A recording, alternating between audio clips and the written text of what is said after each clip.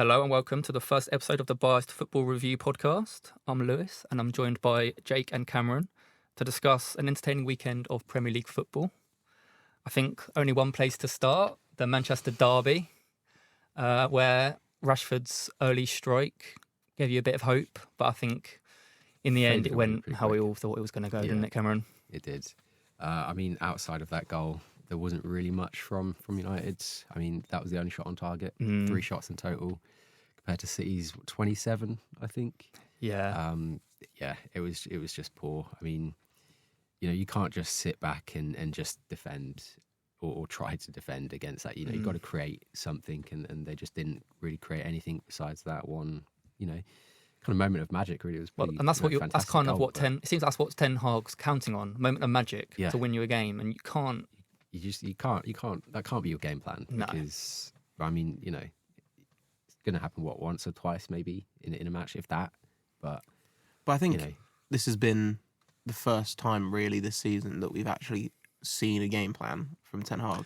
Yeah, I think there was a game plan there. I just don't think it was the right one. Yeah, because I think there were points where it looked like you had often caught City on the counter attack. But then, it was the final ball, or just lacking a bit of cutting edge. And I mean that one goal.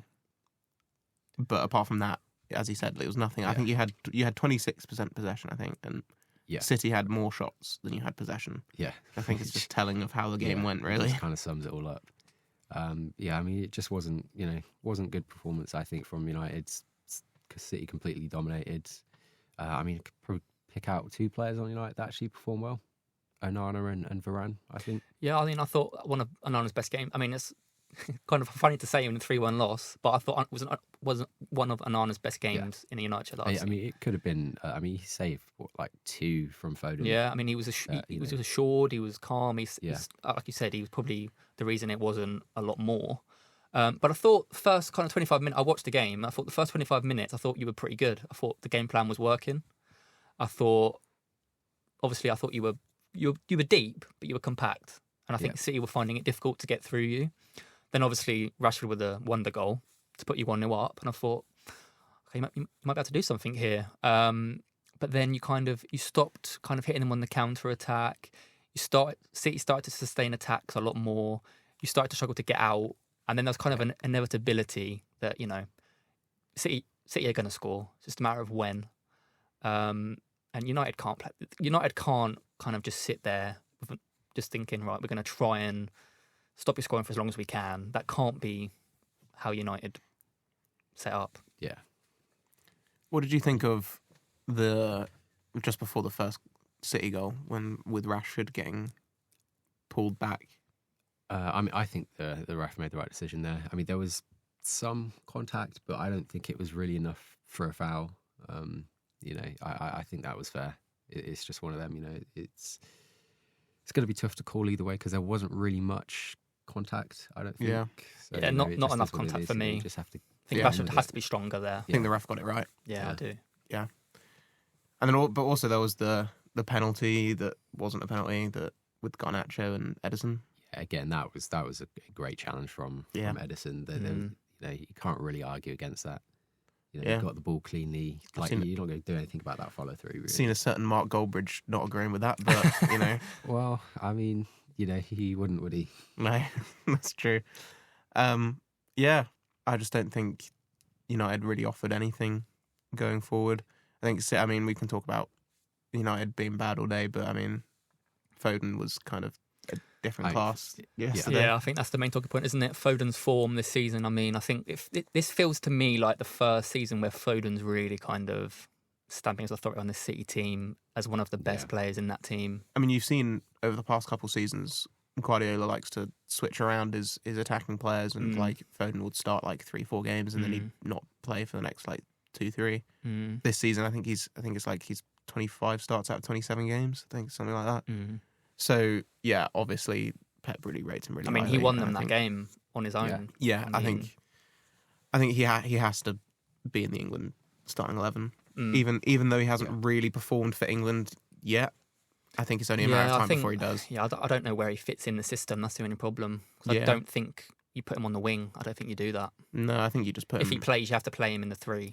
Yeah, which is kind of a problem because I don't think Southgate likes playing with. Bellingham would have to play deeper. But Yeah. that's a whole other conversation. Yeah, I think that's the problem. Like, where do you put Foden in I the mean, England De squad? Bruyne was playing in that game, but Foden Yeah, is who we're talking about. So, kind of was a little bit like, the apprentice is kind of becoming the master a little bit. yeah, and it should have been. City should have won by like 6 goals. I mean, Haaland missed and like that 4 sitter. of I don't them know. should have been Foden, really. But yeah, Yeah. I mean, that Haaland said that. How did he miss that? He missed one Like- similar against Chelsea, wasn't it? I think people Yeah, are being a it bit was, yeah. harsh. I think it's an awkward height. I think because it's kind of one of those where kind of it's He's not quite He still volley shouldn't be missing it. level. Yeah, I You've agree, gotta be but I don't scoring think that, I don't think it's a tap in like where he should be scoring 10 out of 10. I think the height of it. I don't know if I agree with disagree. that. I think it's an awkward one. He needs to you've score gotta be- that. I think most. Someone like Haaland, the amount of goals he can score, you have to be scoring that. Yeah, but I just mean it's not the case of it's been rolled to him an open goal. It's not quite as clear cut as that, is it? It's not like that Ronaldo one back in the day. No, when he just skied it over from 2 yards. Yeah. It's not an No. open goal on the floor, rolling on the floor. It's it was quite an awkward height, but someone of Haaland's quality, he should still be scoring, but He just didn't connect with it properly. He hit it into I think he should have gone with his head, but he kind of tried to go with his foot, didn't he? And he kind of got it a bit wrong. But Yeah, but Haaland has said before that he's not the best with his head. So I mean, he had another header as well. That it came to him quite quickly, and he had to generate all the power himself because it was kind of looping over, deflected off. I think Casemiro or something. I think he should have done better with that. But again, that was kind of like a half chance rather than a. I mean, on Rashford, obviously he's done an interview with the Players Tribune. Yeah. That came out. I think was it Friday, Yeah, Friday, I believe. Thursday or Friday. Kind of discussing all the talk about him at the moment. Do you feel like his performance kind of shut down the critics, or do you think he still didn't do enough? I still don't think he did enough. I think it was a good start, and obviously, scoring a goal like that, that's. But I think after that, you have to kind of keep that up. You have to have a good game, and I think he kind of dropped off completely. I mean, had to be stronger for the equaliser for one. Yeah, I just think, I guess, in his defence, United didn't really have any of the ball, so he couldn't really get. He couldn't really do it. So it's tough to judge because obviously City. Well, I mean, 73 possession or whatever. So there's only so much he could do, but you just want a little bit more than just that goal. After an interview like that comes out. Is it body language? Do you think it's right? His body language. Do you think it's where it should be? I think it does look a bit off. He would disagree with the interview, but people don't say it for no feels off reason, about it. right? If someone's saying your body language doesn't look right, then they're not saying that for no reason, are they? No. Yeah, something does feel off. It's just what you just can't really put your finger on it because everybody's saying something different. He's saying one thing, Ten Hag saying, and it's like you just can't really define what it is. But there is something definitely off with Rashford. Yeah, I mean, we don't know for sure, do we? We can speculate what we like, but only Rashford knows. Yeah. Ten Hag. Only people in the dressing room will know. His friends, his family will know what's going on in his life. But it was a wonderful goal anyway. And Fantastic goal. And everyone knows there's a player in there. I think. Oh yeah, 100%. I just think he needs to move on from United. Mm. I think move away from the Premier League, go to somewhere else. La Yeah, I Liga. mean, PSG are in for him, aren't they? Yeah, I'm I not think- sure that would be the best move for him. No. No. I think maybe somewhere like, I don't know, somewhere in the Serie A, maybe. Just, I don't know. I think if it hasn't worked at United in however long he's been there, I mean, it started off well. Last couple of years, not been good. I think he needs to, restart his career somewhere else, new challenge. And I mean, if he wants to get, for me, he doesn't start for England right now. I think if Grealish was fit, I think he'd start. But yeah, But he likes Rashford, doesn't he? Southgate. He likes Yeah. Rashford. I think in terms of the and third the goal, thing is, we know what Rashford can do. We've seen it before. we do, yeah. But to me, he wouldn't be in my starting 11. He's not. I think you have to do it on club form. Yeah. You can't do it on reputation. You have to do it on how they played in the past season. That's the only thing you can. That's the only metric you can use. Yeah. Not what have they done in a past tournament. That's not relevant. It's what have they done in the last season. And for me, I mean, there might be an argument that playing for England, his body language would be better because he's not in that United environment. That Yeah. might be an argument you could make. Yeah, that's true. But you can't be kind of doing if, buts or maybes, can you? When you've got players who have done it consistently for the season. Yeah. I just wanted to talk about Amrabat. Yeah. Yeah. I was going to say Obviously, that the as well. third goal, big mistake by him trying to pass it out, getting caught. Where do you stand on Amrabat?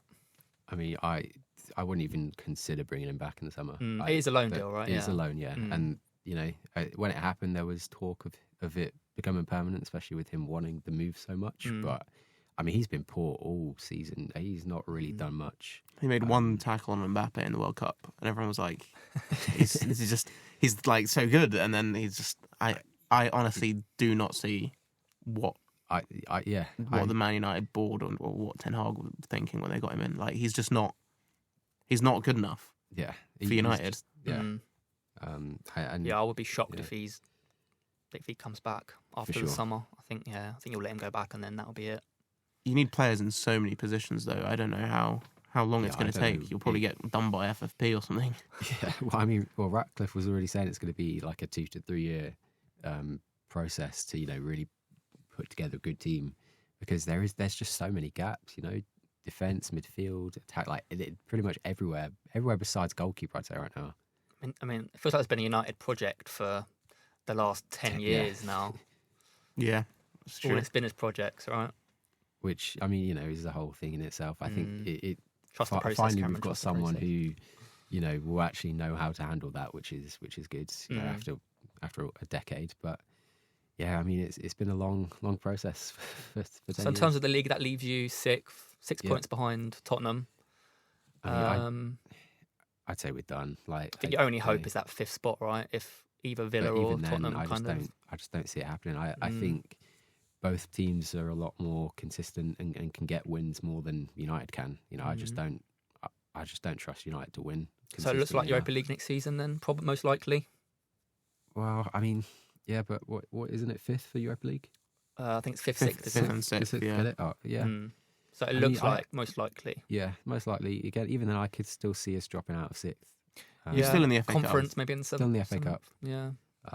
But with Liverpool in the next round, how That's much true. longer we'll be in Yeah, that, that's I don't true. know. But yeah, season's pretty much dead for United. Over. Isn't it? Oh, Yeah, no. it is. Which sounds a bit drab to say, but Yeah. there's just don't see any real And positive. it's the FA coming from Cup, the really. season. That's it now, isn't it? Yeah, but It's Liverpool's kids. It's sad when United ever got to a point where it's over in March, like at the beginning of March as well. that is, The yeah. season, Man United, the team that is like one of the biggest teams yeah, in world football, Mm. and their whole season's done by the beginning of March. Like, that's kind of that's how low I think it's gotten. But I mean, is anyone surprised, really? I mean, well, the way the performances have been this season, it doesn't surprise me at all. in terms of It's what they achieved been last weird, season, though. probably surprised, yeah. But in terms of if you've watched United this season, not surprised. It's been weird though, because your performances have been terrible, but you're still 6th in the league, which is like, Mm. I mean, for Man United that's bad, but for most teams everyone, loads of people would take 6th. Like, Well, yeah, of course, but but I mean, I don't understand where the results have come from. Like, I mean, I think, Tomlin last minute winners, isn't it? yeah, pretty Pretty much. much, yeah. 1-0s. No, the fact here is and there is there. quality in that side. So, Yeah. no matter what Ten Hag instructs them, they're going to win games. They're going to score goals. There's quality in the team. But, in terms of mounting, in terms of closing the gap to the top teams, I think that comes down to manager and tactics. And to me, There's something rotten at Man United, and there is. it's yeah. not just Old Trafford. Well, that's what Ratcliffe's been brought in for, isn't it? To oversee the sports kind of side of it, transfers. I think your transfer policy's been a big kind of negative over the last 10 years that needs to be Seems looked fairly at. left, really. Yeah. And I think that's where it starts, right? You have 10 years of bad transfer decisions, Mm. bad team construction. Like, you're going to be left in this position where Mm. there's quality there, but there's just not enough to compete with. It feels like the manager is in charge of the transfers at United whenever they're so when Mourinho's there, we'll get Mourinho's plays in. He wants Ibrahimovic, he's his man, right, we'll go and get him.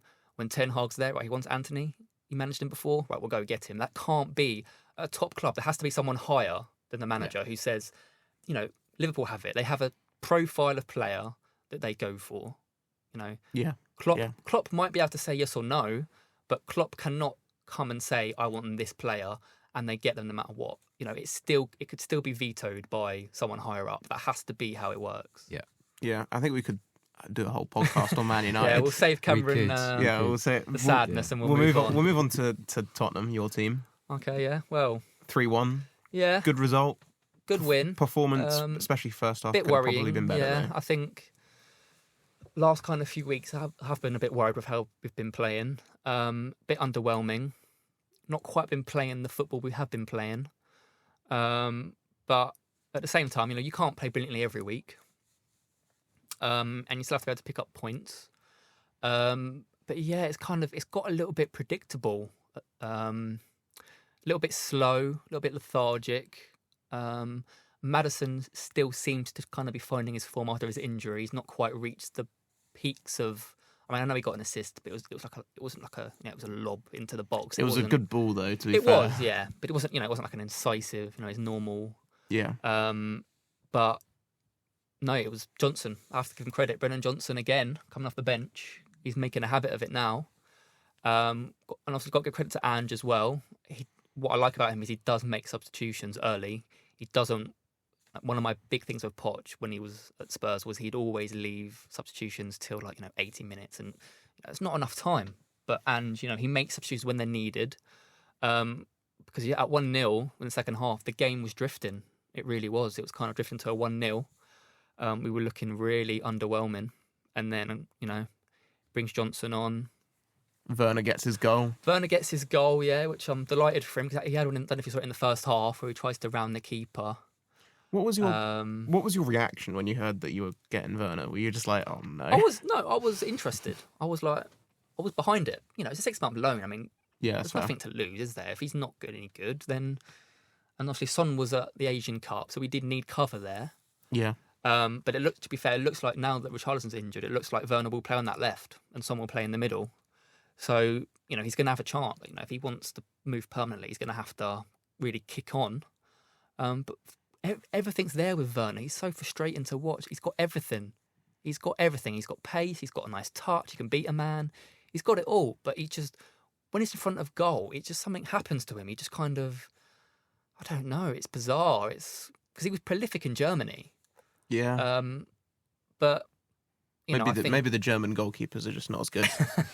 Maybe, but I don't know. I think he seems to enjoy it at Tottenham. The players seem to have been really encouraging him. He seems to be. I mean, he spoke glowingly of the squad, saying at half time, even though he'd missed that chance, but he should be scoring that. And I mean, Son showed him how to score a 1v1 for the third goal.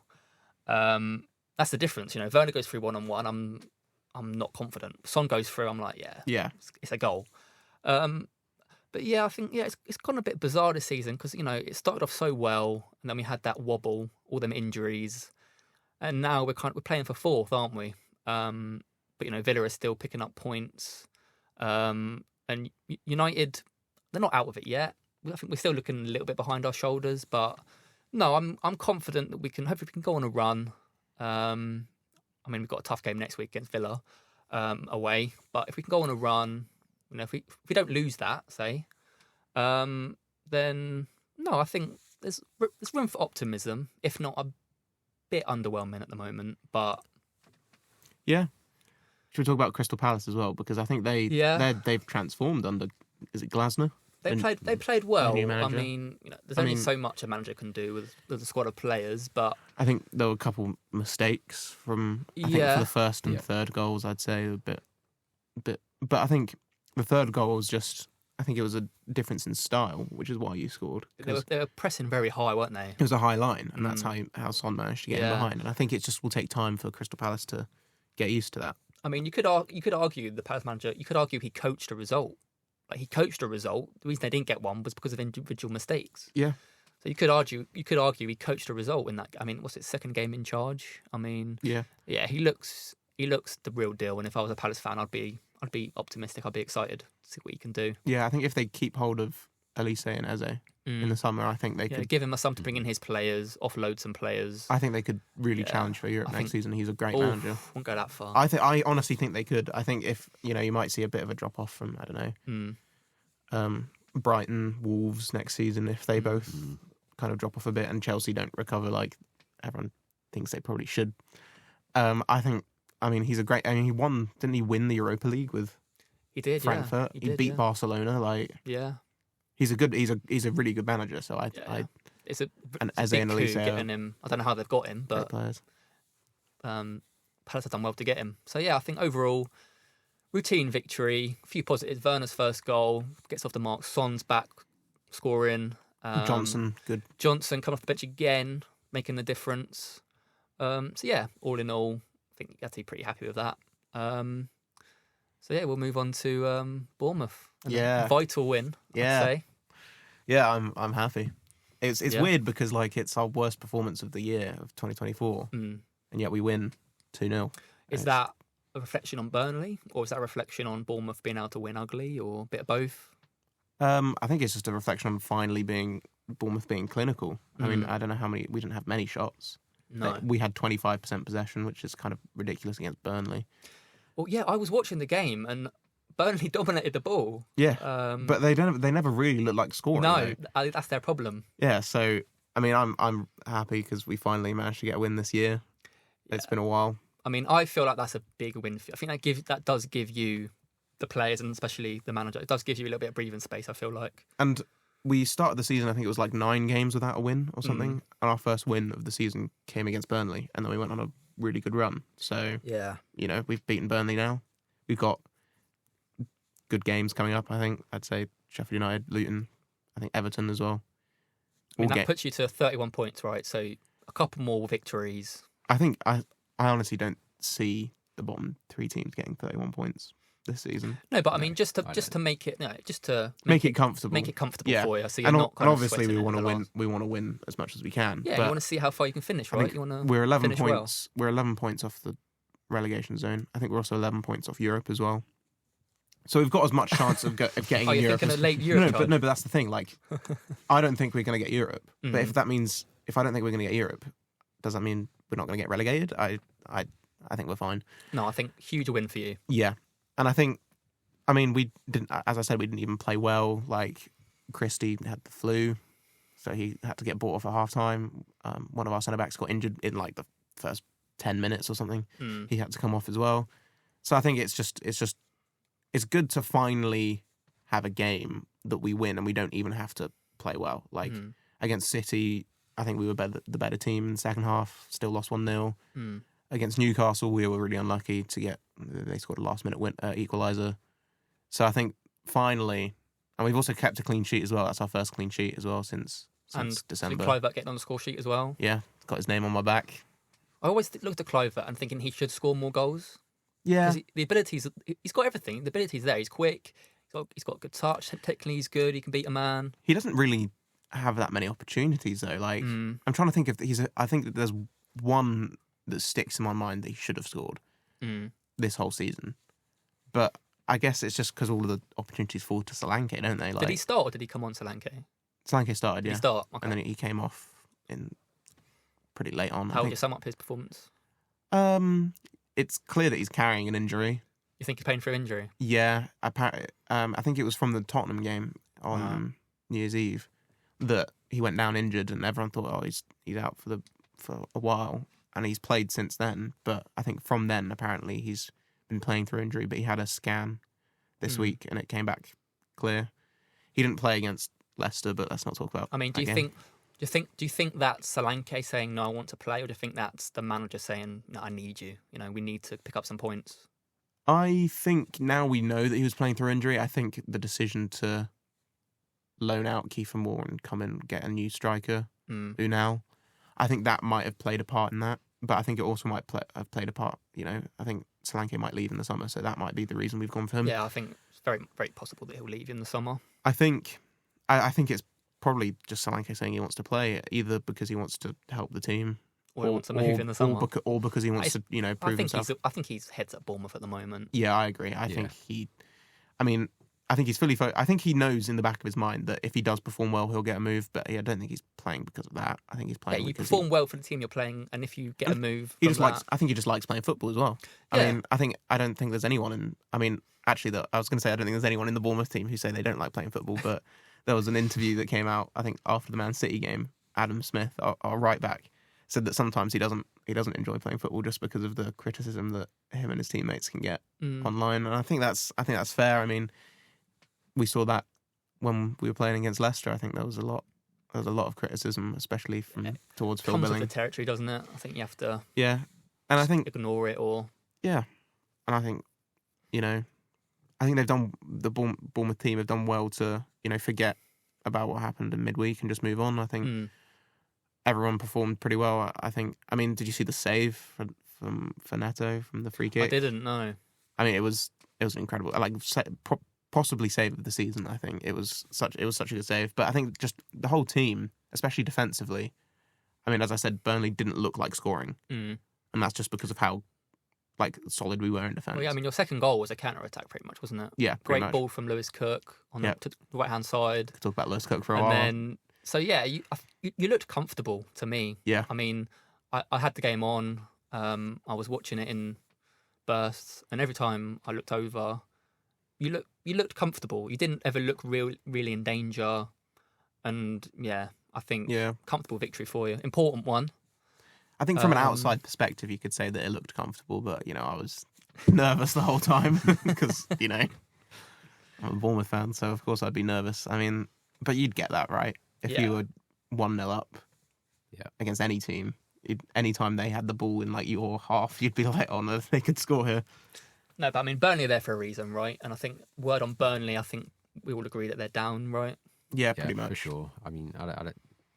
They don't look like picking up wins at all, really. I mean, they're 7 points off Luton. I mean... Yeah, if they can dominate the ball like that, but just not even score, I didn't see where they're going to... I mean, Odebear was trying his hardest. Yeah. He was running, he was trying to make things happen, but I think they could beat Luton, they could beat Sheffield United, but apart from that, I don't see them beating any other team. Think they make a change? Or do you think they stick with company? I think they make I don't think it's too late. They have to stick with company now. It's way too late. I mean, they're 7 points below Luton, and they're not safe. So it does look pretty doom and gloom if you're a Burnley fan. Yeah. So, what other games were you particularly? I mean, I think we should talk about the Liverpool game. Liverpool game, yeah, controversial last-minute winner, Nunez, yeah. I just don't understand why the referee gave the ball to Kelleher. Yeah. I mean, I think it was Hudson-Odoi who had the ball for Forest, and he was literally about to cross the ball back in. The ref stopped the game. Canate went down with a head injury, right? The second, I don't think it was even a head injury. I think it was like a shoulder injury or something. Yeah. Canate went down. But and it was because the goalkeeper ran into him. The second the ref stops the game, he gets up again. It's fine. So I think that's just... He has to give the ball back to Forest because they were in possession of the ball. But all I would say, though, it was nearly 2 minutes before they conceded that goal. Yeah, that's true. So to me, you can't really blame that for why you conceded a goal. If it was 10 seconds after... But could Forest have scored? Yeah, of course. Butterfly effect, of course. But, the chairman was on the pitch. Did you see the chairman was on the pitch at the end of the game? The Forest chairman went onto the pitch. There was, red cards everywhere. It's a bit... Look at yourselves. I mean, there was 2 minutes after that incident you conceded the goal. That's not the reason you conceded the goal. They had 2-3 chances to clear the ball, and they didn't. They're trying to play out, and I mean, vital goal for Liverpool. Nunez really stepping up, kind of showing that he's the big game. He can be the number 9 for Liverpool for the next decade or so. I mean, he's really stepping up. Yeah, I just think I just think that opportunity doesn't come about if Forest clear their lines. Because I mean they got one clearance off, but it didn't go very far. I think then that someone tackled.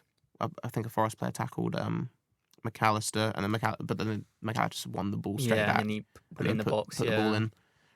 I mean, defensively, Forest were good for 90+ minutes. I think they'll stay up. 1 minute. Forest. I think. Yeah, I mean, unless they get a points deduction, I think they'll obviously stay up. They've got some good players: Elanga, Gibbs, White. I think everyone knows what three teams are getting relegated. I didn't even know that they got Origi. I mean, yeah, he's a brilliant striker for that kind of.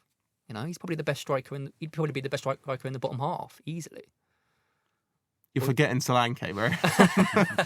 Okay, he's up there, but I mean, I think it's interesting and Tony as well. To be fair. Oh, you put him in your overrated 11. How good is he? Yeah, well, that's not out yet. That's next episode. Tune in next episode. Yeah. I think it's interesting with Liverpool though, because I think if they don't score that goal, we're talking very differently about how the injuries they're suffering, their squad's not good enough. Because the team they fielded was quite a weak side. I mean, no Salah, no Alisson, big players for Liverpool. But the fact they're scraping through, Liverpool fans need to decide whether Klopp has had like a really hard job competing with Guardiola with the bare minimum, or if their team is like world class. Because I've seen so many people say that, yeah, Klopp is the best manager in the world because he's dealing with he doesn't have as much money as Guardiola, which he doesn't. But then also the same fans are saying, "Oh, we're the only team in the world that has 2 world class goalkeepers," because Kelleher's he'd be the first choice for any other team. No, I think I've been impressed with Keller actually. Yeah, he's been good, but he's not world class. No. But in terms of a number 2, I think you can't do much worse. And I think Liverpool fans like to think they've had it a lot harder than they actually have. I mean, they have been ravaged by injuries this season. Yeah, I know, but in general, over the last couple of years, everyone's all their fans are "Oh, we've to be competing with Klopp, with Guardiola, with means that Klopp's I think with this argument, the main argument that I would make is that with City, they can buy a player, have it not work, and just buy another player for 60 million. Yeah. Whereas Liverpool can't do that. If Liverpool buy a player for 60 million and it doesn't work, they feel that for the next 2, 3, 4 years. Yeah, and I agree, and I do think Klopp is a better. That is the main difference. Better manager than Guardiola in terms of improving a player. But I don't think he's the best manager in the world. Phillips didn't work, and they just were like, "Oh, it's not worked." Buy him. How much did they buy him for as well? 50 million. Yeah, that's ridiculous. Whereas if that had been Liverpool, they're like, "No, we have to make this work. We spent 50 million pounds on you. Has to work." But City hasn't worked. Goodbye. Has there been a player that's Liverpool spent a lot of money on that hasn't worked? I think Keita probably comes to mind. Yeah, I don't think they even. Actually, I think they did spend. That was 60 million, I think, and he never really worked. I think that's been about it. Apart from that, though, no. But that's why their system has to be so elite, because they can't afford mistakes. They can't afford £60 million mistakes. Imagine how good City would be if they had the directors that Liverpool have. But City still sign very well. Yeah, that's true. I mean, in the last 10 years, a handful of transfers that hasn't worked. Arguably, handful.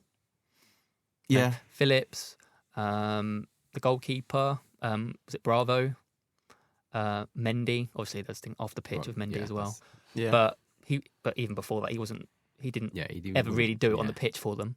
So a handful. So their talent ID is that's pretty true. good as well. I don't think they get a lot of credit for that, but no, I think that's the main difference with City. If they buy a big player for big money, it doesn't work. They have the luxury of just moving on quickly, whereas other teams, they feel that burden for much longer. Yeah.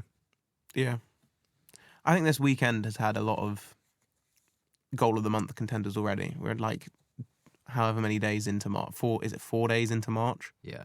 I mean, 4th 2 day in today, the derby alone. Yeah, two goals in the derby. You had those 2. You had Eze's free kick. It was good, but I don't think it's. I mean, in any other month, I think it would be in the nominations for goal of the month. But I think already Rashford's is better, isn't it? Yeah, you've got Wissa's overhead kick. You've got Souček's volley. Yeah, that was a good goal. I think, already. I mean, you thought that Semenyo's goal was good, but I told you it was deflected, and you were like, "Oh." No, I didn't see that. It did look like it went top corner, but it deflected and just went down the middle of the goal. Okay, that's ruined that goal for me then. Yeah. So in terms of the other games, you had. Should we talk about West Ham then? Souček's West goal. Ham, yeah. Because I think they're really. Where are they in the league now? 7th. Yeah, I think they're 7th. Moyes seems to be coming through a period of, How are they close to you at all or not? There's a couple points, I think. There's not much in it. Yeah, I just think I don't understand. I mean, I kind of understand why West Ham fans aren't like happy with Moyes, but I don't think They're 2 points behind United. Yeah, I don't think you can be too upset with that. If you're 2 points off sixth, you know, you're in the Europa League, you're performing well. I mean, they're not like that exciting to watch, but like, you know, they've got good players. They've got like Bowen. They've got, I mean, James Ward-Prowse. They've got Souček. They've got Kudus. Yeah, I think that top 8, I think that's where they should be. So they are where they should be. I think it's a case of be careful what you wish for with 100%. Yeah, I agree. West Ham, because they could just get a lot worse. Yeah, they could just end up with they sack Moyes, they get a new manager in who plays nice attacking football, but you know they're just terrible defensively, and then they end up, I don't know, mid-table, even like lower down than that. And I think if you stick with Moyes for a bit longer, I think you could. I don't think they will win the Europa League, because I think Liverpool are going to win that. It's kind of obvious. But you know, they could get another season of Europa League football.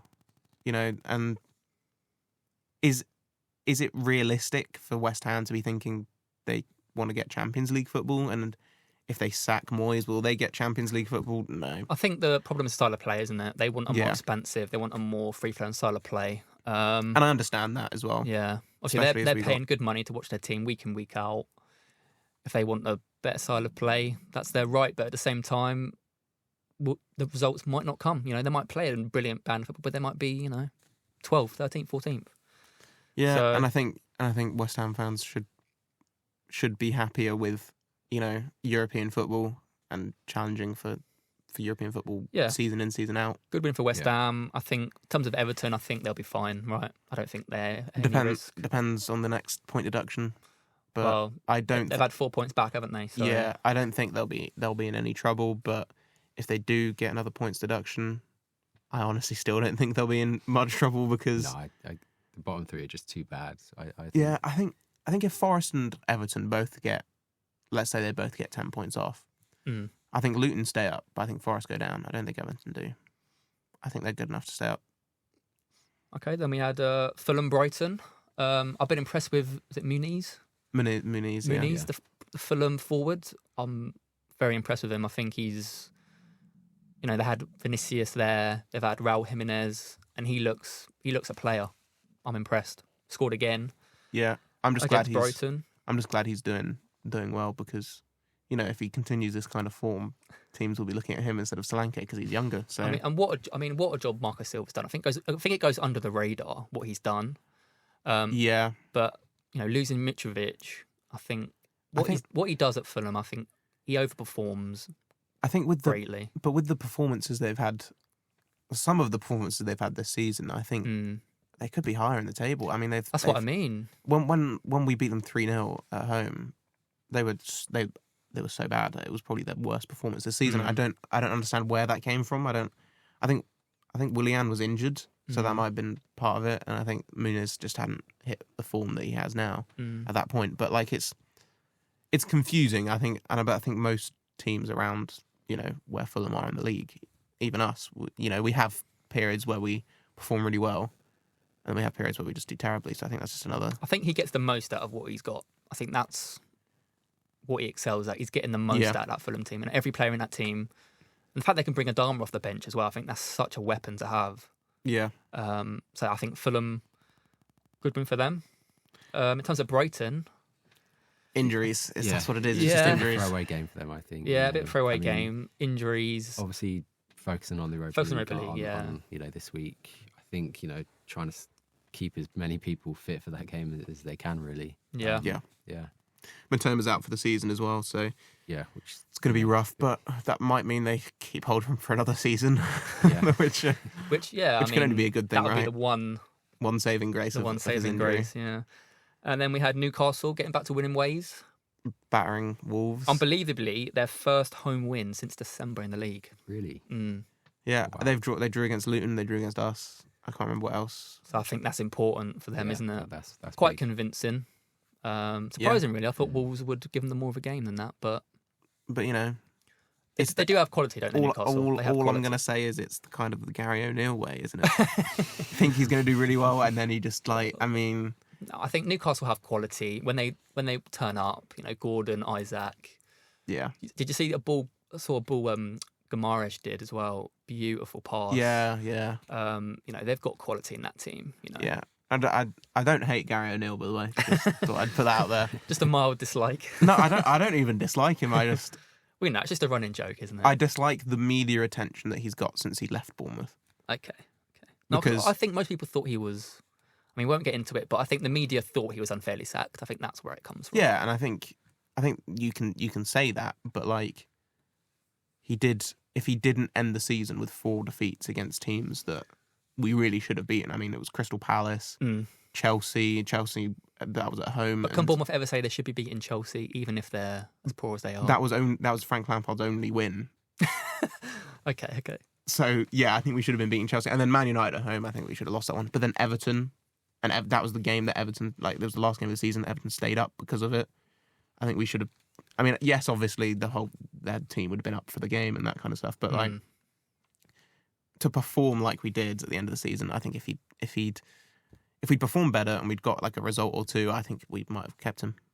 But, and also the really long winless run in, like, January and February.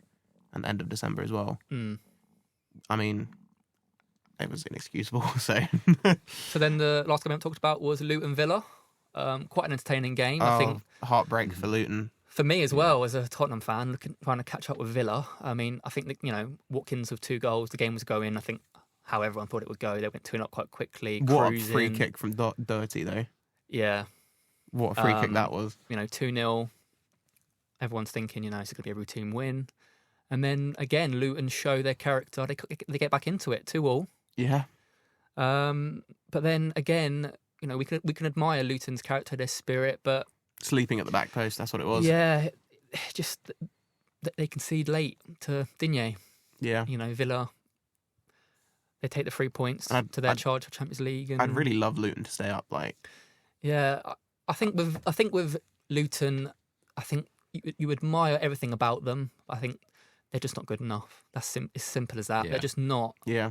Because any other team with the character and spirit of Luton would be safe easily. Yeah. But I think they're a championship side. But they're I think a top championship. They've also had problems with injuries this season. I know a lot of teams have, Yeah. but out of all of the teams that are down near the bottom, but getting to 2-2, you have to get the point. Don't Yeah. you? You have Yeah. to get the point. You can't be conceding. In the 87th minute. When you're, every point is vital at this stage, because then they're not as out adrift as the Sheffield United and Burnley's. Like a win or two for Luton puts them right in the mix. Yeah, and I can actually see them stay. There is the scenario where they do stay up. Yeah, I think there's a world where they stay up and Forest go down. Maybe there is a world, but I Yeah. just think And I even want when that they world to be do, true, even when they please. get back into games, they just can't see it through, can they? There's something not. I think it must be a quality thing. Yeah. That's all it can be. When you're giving that much every week, giving your all. Their first The only thing it can be 11 is is quality. the first 11's not terrible, but then I think Is it Premiership quality?